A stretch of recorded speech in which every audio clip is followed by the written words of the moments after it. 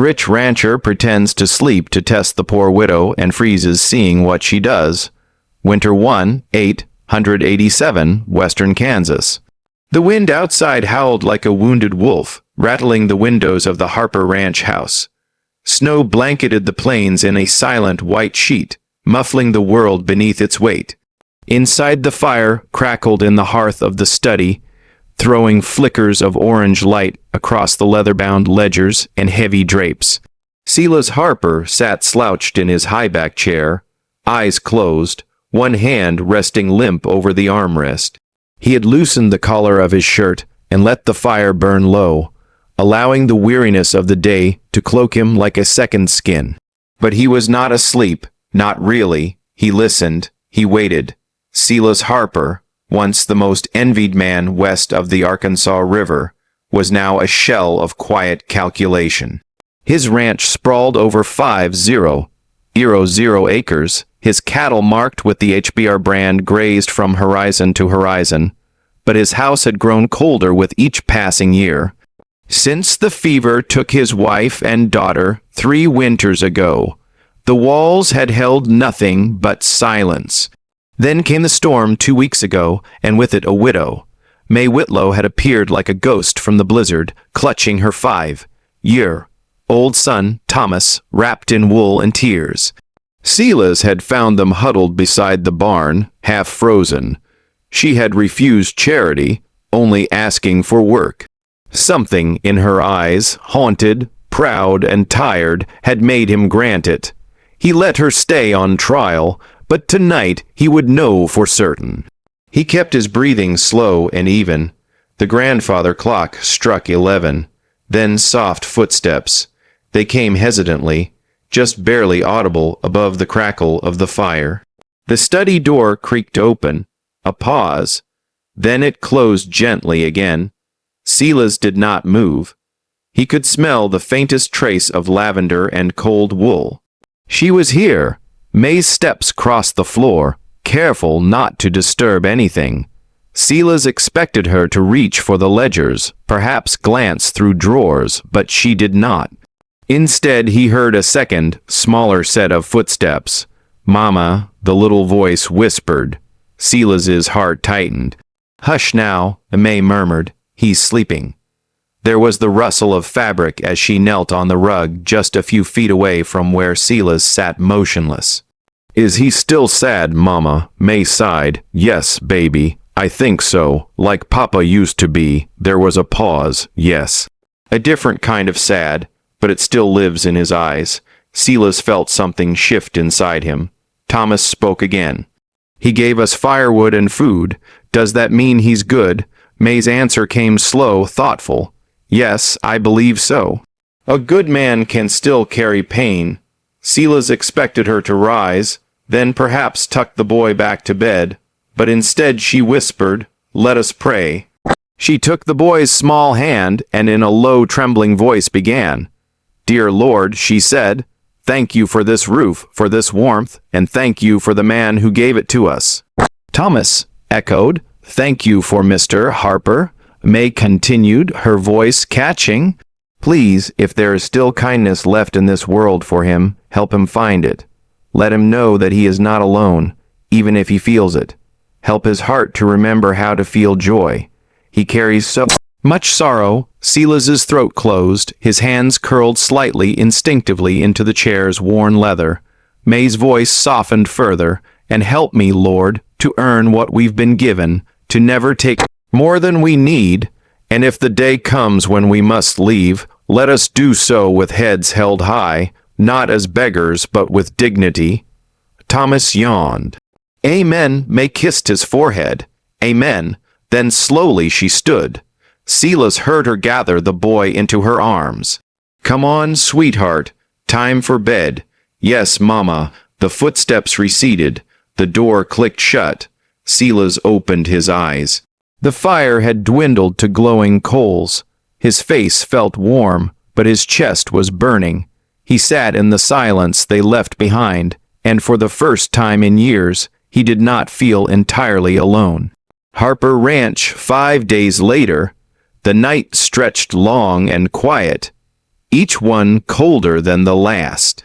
But inside the study, the fire never died, and Silas Harper continued his silent vigil, pretending sleep beneath a wool blanket, collar loosened, eyes half lidded under shadow. It became a ritual. Each night, somewhere between 10 and 11, the door would ease open, and the soft, deliberate steps of May Whitlow would cross the floor like the passing of a breeze. She never spoke to him directly, not once, but her hands said what her mouth never did. One night she pulled the blanket higher over his chest with slow, reverent care, her fingers brushing his shirt. Another, she knelt by the hearth, coaxing the embers back to flame, her face glowing in its light. She placed a warm stone wrapped in cloth at his feet, whispered, "So you do not wake with frozen toes," and then tiptoed away. Silas stayed still, heart pounding harder each time. He began to wait for it, and then came the voices. Not hers at first. "Mama," the little boy whispered from the hallway. May's voice answered, soft but firm. Inside voice, "Thomas, the house sleeps." "Is Mr. Harper still asleep in the big chair?" "I think so, baby." "Can I see him again, only for a minute?" The study door creaked once more, and Silas, careful not to react, kept his breathing measured. Thomas crept in, holding his mother's hand. He peered at Silas's face, then looked up at May. "Is he sad every day?" May nodded. "Yes, some sadness stays even when people stop showing it.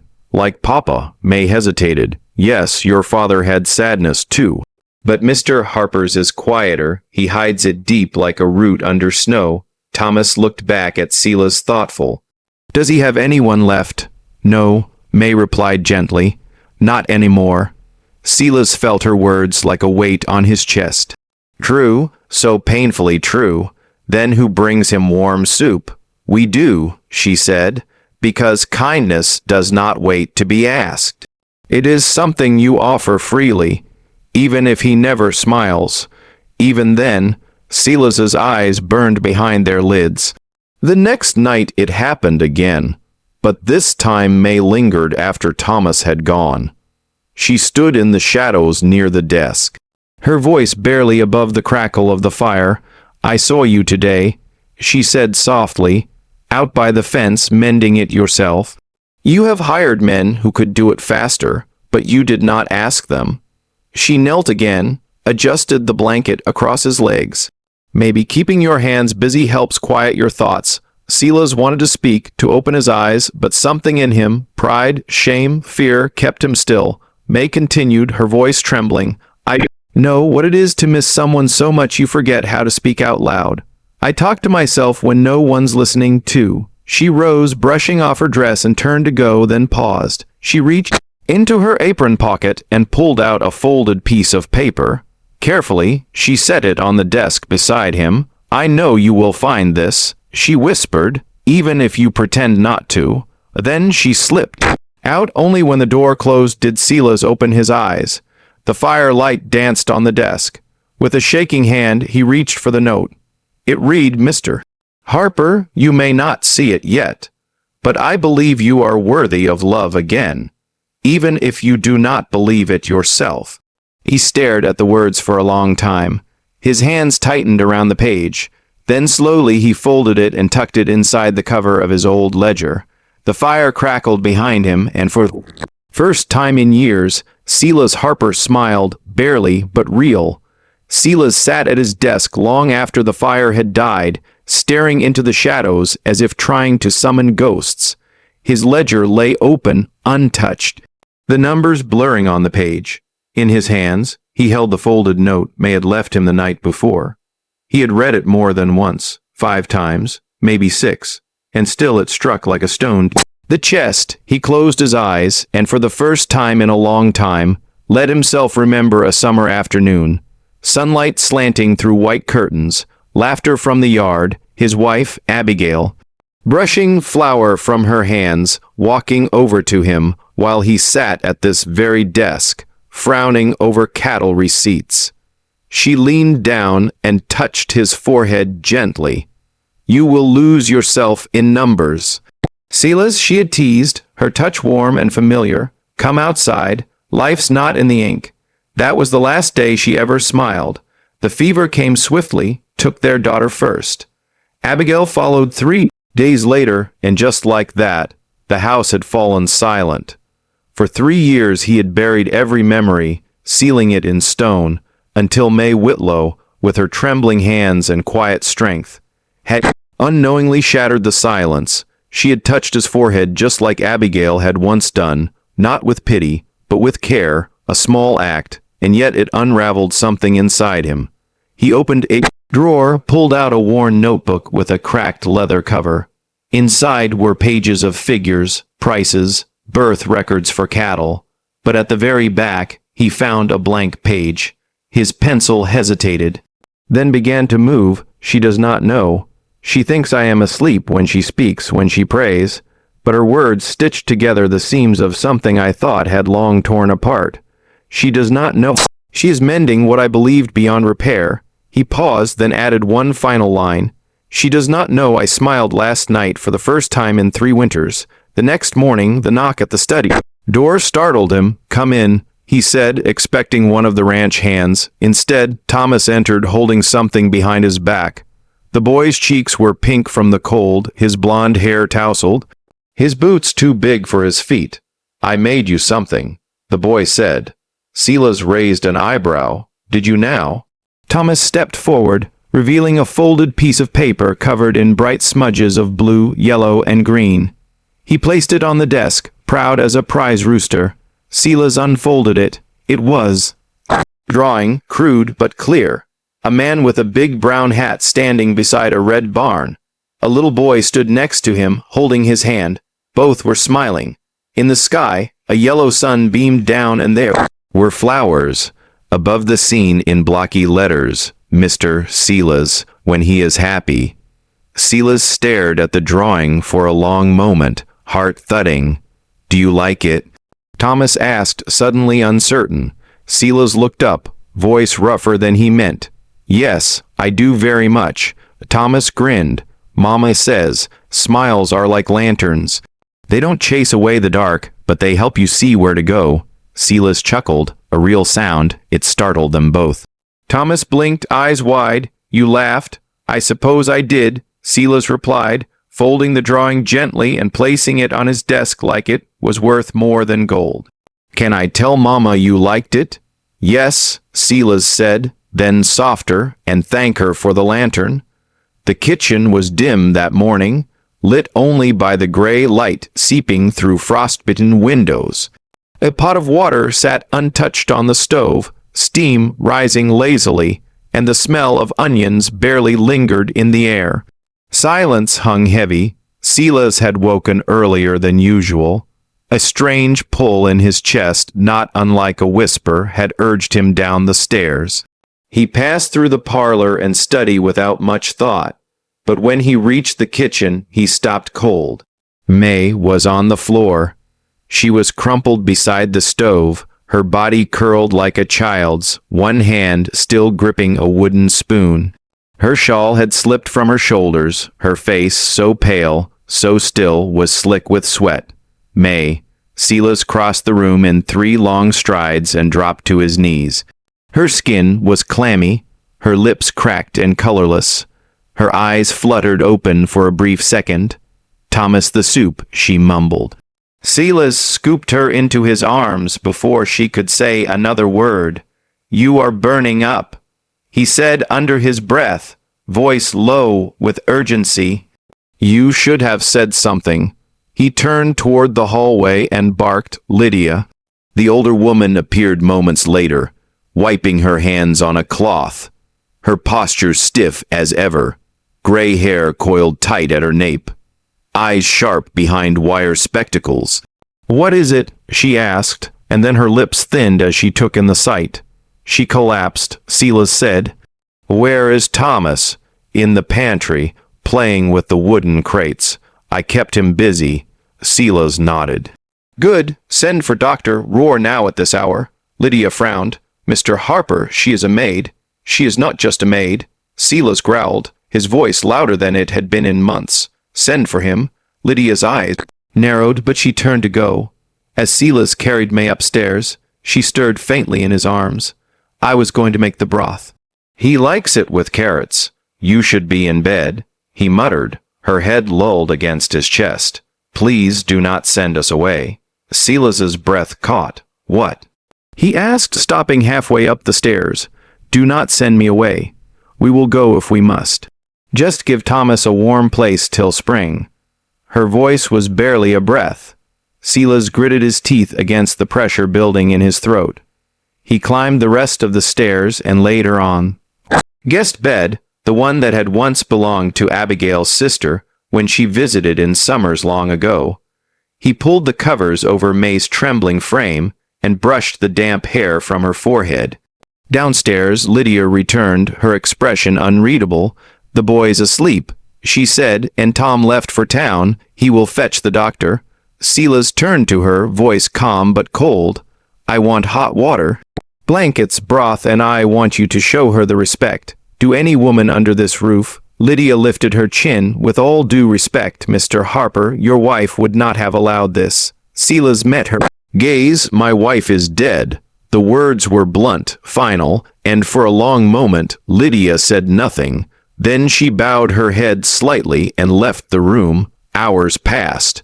The wind picked up again outside, rattling the windows. Silas sat beside May, a damp cloth in hand, wiping the fever from her brow, murmuring reassurances she could not hear. She twisted suddenly, whispering something. He leaned closer. "Please do not let Thomas go to the orphan house." Silas choked. His throat burned. He blinked hard, but it was no use. The tears came hot, silent, and unrelenting. He had not cried since the day he buried Abigail and their daughter. Not when the fever took the breath from their lips. Not when he stood at the graves alone under a sky full of crows.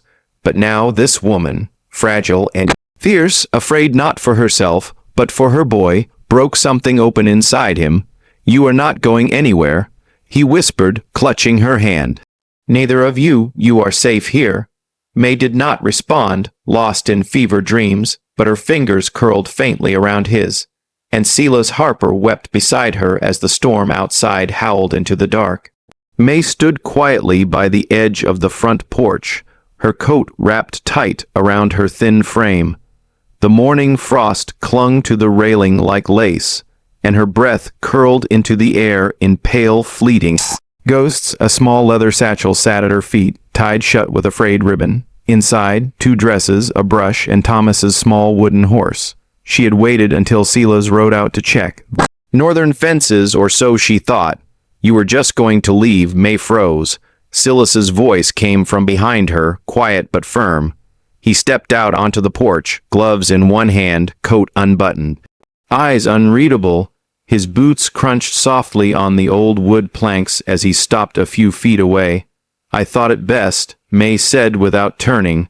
Her voice was steady, but her fingers trembled on strap of her bag. "After what happened, I do not want to be a burden or a subject of gossip." Silas tilted his head. "You are neither." She finally faced him. Her cheeks were pale, but her eyes, those gray storm-swept eyes, met his with quiet defiance. "They say things in town," she said, "about me, about you, that I'm using your grief, that I came here looking for comfort in a rich man's house." Silas's jaw clenched. "I do not give a damn what they say." "Well, I do," May replied, "because it will fall on Thomas one day, and I will not let my boy grow up under whispers." Silas took a slow step forward. "May," he said gently, "you do not need to earn your place here through work or pity, and you do not need to run just because people speak without knowing a thing." She shook her head, biting her lip. "You think I do not know what it looks like. A woman with nothing taking shelter under a man's roof." "You are not under my roof," he interrupted. "You are beside me. That is different." May went still. Silence stretched between them long and heavy. Then Silas spoke again, voice rough. "Stay, not as a maid, not even as a guest. I want you here as someone I trust, as the one person who made this house feel alive again. Help me run this place, be its heart, not just its hands." May's eyes filled, but she blinked quickly and looked away. "You do not know what you are asking," she whispered. "I once gave my heart to a man who promised safety. He left me with debts and a child to feed. I lost everything. Home, hope, trust." Silas stepped closer but did not reach for her. "I am not asking for your heart, May," he said. "I am offering you a place where it can heal." She looked up then, tears brimming. But after a long moment, she shook her head. "I cannot," she said, voice breaking. "Not yet. I am not ready to lose again." She picked up the satchel. Silas nodded slowly, pain flickering in his eyes, but he did not stop her. "All right," he said quietly, "but know this, you are not walking away from pity. You are walking away from a man who saw light in you when he had forgotten what it looked like." May hesitated at the steps. Then she turned, walked back inside, and closed the door behind her. The satchel remained on the porch. The sky cracked open with a roar, spilling rain and sheets, as if the heavens themselves had shattered. For 2 days it had poured, soaking the plains, turning trails into rivers and rivers into wrath. But that morning the creek behind Harper Ranch swelled past its banks, rising, raging, swallowing everything in its path. Silas stood at the edge of the barnyard, his coat soaked through, hat lost to the wind. Beyond the corral, the storage barn had already given way, logs torn apart, barrels of grain carried downstream like driftwood. "The fence is gone," one of the ranch hands yelled over the thunder. "The foss are trapped near the south meadow." Silas did not hesitate. He mounted the nearest jelling and spurred toward the meadow. Mud sprayed from hooves. Rain pelted his face like needles. He found them, 3 young horses trembling near a half-flooded tree line. The makeshift rope fence meant to contain them had snapped. If they bolted, they would be lost to the water. Silas dismounted, ankle deep in rushing current. With steady hands, he began tying new lines to the oak trees, forcing the panicked animals back toward high ground. That was when he saw her. May she came stumbling through the storm, skirts soaked, hair undone beneath her hood, Thomas wrapped against her chest in a shawl. Her eyes found Silas instantly. "What are you doing here?" he shouted. "You are out of your mind," she cried back. The hill path collapsed. "I had no choice but to cut through the riverbed. Get to the storm shelter now. I will not leave you." Thomas stirred and whimpered, frightened by the chaos. May turned toward the east shed, the only dry place left standing. But just then, the current surged, tearing through the lower bank. A fence post flew past like a spear. Silas's heart dropped as May slipped, one knee sinking into the flood. "May!" he roared. She clutched Thomas tightly and scrambled to her feet, eyes locked on Silas. "I am fine," she yelled. Silas finished the last knot, tied the rope around the final foe, then raced toward them. The shed loomed ahead, half buried in mud, but still intact. He kicked open the door and helped her inside, heart pounding, hands shaking. The moment the latch clicked shut behind them, his knees gave way. He had not realized how close he had been to losing them both. May crouched by the wall, holding Thomas close. The boy was shivering, but safe. Silas dropped to the floor beside them, drenched mud-streaked, wild-eyed. "You could have died," he said, voice raw, "both of you." May looked at him, chest heaving, but said nothing. He reached forward and pulled them both into his arms, May soaked and shivering and Thomas barely breathing against her shoulder. He buried his face in her hair and whispered, "May, you are my family, do you hear me?" She froze in his arms. "I thought I lost you," he continued, voice cracking. "And when I did, I realized I have nothing left without you too." May's breath caught. "You do not have to say that," she whispered. "Not because of fear. I say it because it is truth, he replied, pulling back just enough to look her in the eyes. I have built barns and fences, counted cattle till my soul went numb, but nothing has meant more than seeing your face at the end of a long day. Thomas stirred in her lap and looked up. Is Mr. Harper crying? May brushed the wet hair from the boy's forehead, her own eyes shimmering. Yes, darling, I believe he is. Silas laughed softly through a broken breath. Then he kissed May's forehead, held her tighter, and closed his eyes. Outside, the rain began to slow. Days after the flood were filled with hard work and soft silences. Fences had to be rebuilt, tools cleaned of mud, supplies taken stock of, but beneath the surface of every chore was the same quiet tension, as if the ranch itself was holding its breath.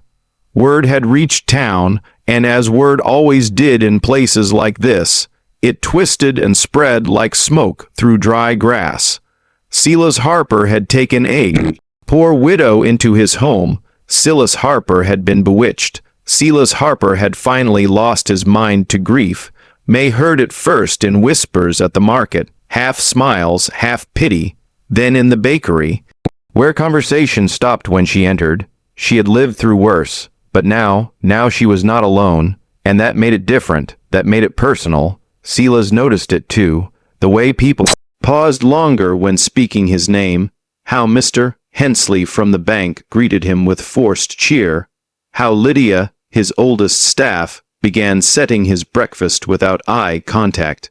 It all pointed to the same poison. At the heart of it stood Mr. Everett Parker, wealthy, smooth-voiced, and petty as any man who had once been refused. Months before May ever set foot on Harperland, Parker had offered her marriage safety in exchange for quiet obedience. She declined. He did not forget. And now, watching the town bend around Silas and May, he made sure his voice was always the one whispering loudest in the shadows. One evening, as the sky turned lavender over the hills, May sat on the back porch alone, her shawl wrapped tightly, her hands gripping the fabric like an anchor. Silas joined her without a word. Thomas was inside, fast asleep, a wooden horse tucked under his arm. They are saying I bewitched you. May said after a long silence that I used your grief to climb where I had no right reach. Silas stayed quiet, listening. They say you were a fool to open your doors, that I've taken advantage of your kindness. She looked down at her lap. They talk about you with pity now, Silas. About how you've gone soft, weak. He turned to her, voice low. They have always feared what they do not understand. May shook her head, bitter. But it is not just words. Parker spreads it to anyone who will listen. He tells people I was his to claim, that you only have me because he let me go. Silas's hands curled into fists, but his voice remained steady. And do you believe any of it? She hesitated, her breath hitching. No, she said, but it still hurts. Silas reached for her hands, gently prying them from the tight knot in her lap. He held them, rough calluses meeting soft scars. Then let them say what they will, he said. Let them whisper until their throats run dry. May blinked, tears rising but not yet falling. I need to tell you something, she said, about my past. Silas waited. My husband's name was Franklin, a miner, a gambler. He was always chasing something, gold, promises, luck, and when he lost, it was always someone else who paid. She took a shaky breath. The winter Thomas was too. Franklin left to chase one last scheme. He said he'd be back by Christmas. Her voice faltered, but he never came. Just a letter from a stranger. Said he died in a fight over a debt, and that more men would come looking to settle what he left behind. She looked at Silas, eyes raw. I ran with my son in my arms and frost in my bones. I never came here to steal anything. I came to survive. Silas did not speak for a long moment. Then softly, I cannot replace the man you lost, May, and you cannot replace the ones I buried. He lifted her hand to his chest, placed it where his heartbeat lived, but I can be the man who stays. May's lips trembled, and if the world does not understand, Silas leaned in, his forehead resting against hers. Then we build a world of our own. Spring came slowly to Kansas that year, unfolding like a cautious breath. The snow melted into soft mud, the fields turned green again, and the cottonwoods whispered gently in the wind. Calves were born, fences mended, and in the quiet moments between chores, laughter returned to the Harper Ranch. On a warm April morning, beneath a sky so blue it seemed to hum, Silas and May were married. There was no grand hall, no preacher from the city, no curious townsfolk dressed in judgment, just a circle of cottonwoods, the rustle of new leaves, and the simple presence of those who mattered. Thomas stood proudly between them, wearing a buttoned-up vest far too big and holding a bouquet of wild flowers he had picked himself. He insisted on being the ring-bearer and the best man. No one objected. May wore a pale blue dress stitched from fabric Silas had once seen her admire in town. Her hair was swept up with pins borrowed from Lydia, who now stood quietly behind the porch, watching with a softened gaze. They said their vows beside the old hill, near the grave of Abigail Harper and her daughter. A plum tree stood there now, thin, young, but already blooming. Silas and May had planted it weeks before, a silent promise that life could begin again in the shadow of what was lost. When the words were spoken and hands joined, Silas kissed his bride beneath the branches heavy with white petals. The wind stirred and the blossoms fell like snow around them. Thomas, holding his mother's hand, looked up in awe and whispered, "Mama, Mama May looks like an angel." May turned toward Silas, her eyes full of tears, not of sorrow, but of something new, something whole. Silas leaned close, his voice quiet and steady. "That is the first time I have seen your smile belong to the future." May's lips trembled. "It is the first time it has known where to go." He pulled her close, wrapping his arms around both her and Thomas. They stood like that for a long while, three souls who had once been broken, now stitched together, not by luck, but by quiet acts of courage, kindness, and love. And as the sun rose higher, the petals of the plum tree danced in the wind, carrying the scent of spring and something more, a beginning. And so, beneath the blooming plum tree where old grief was laid to rest, a new love took root, not born of fairy tales, but of storms weathered, kindness earned, and second chances bravely taken. If this story touched your heart, let it echo by hitting that like button, sharing it with someone who still believes in the quiet power of love, and subscribing to Wild West Love Stories for more tales where bullets missed but hearts did not. New stories every week. Stories of honor, heartbreak, and hope rising from the dust of the American frontier.